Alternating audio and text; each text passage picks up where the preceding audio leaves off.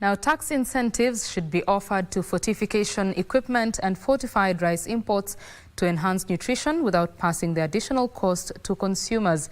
Jomo Kenyatta University of Agriculture and Technology Agriculture Principal Professor Daniel Silla says despite rice being among cereals earmarked for fortification, only one miller has installed a fortification line due to high cost. Rice is the third most consumed cereal in Kenya, after maize and wheat, with consumption growing at the rate of 12% annually.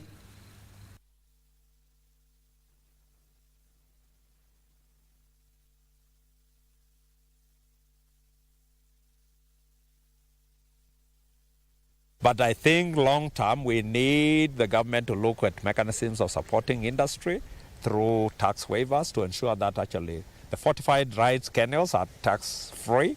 We can also establish government-supported manufacturing units which are located in the main hubs of that produce a lot of rice. So Mwea could be a potential where we could have one company actually doing the production of fortified rice kernel. It's consumed across, be it children, be it the adults. In any home today you go to, you'll find that at least in a week, people are consuming rice 3 to 4 times.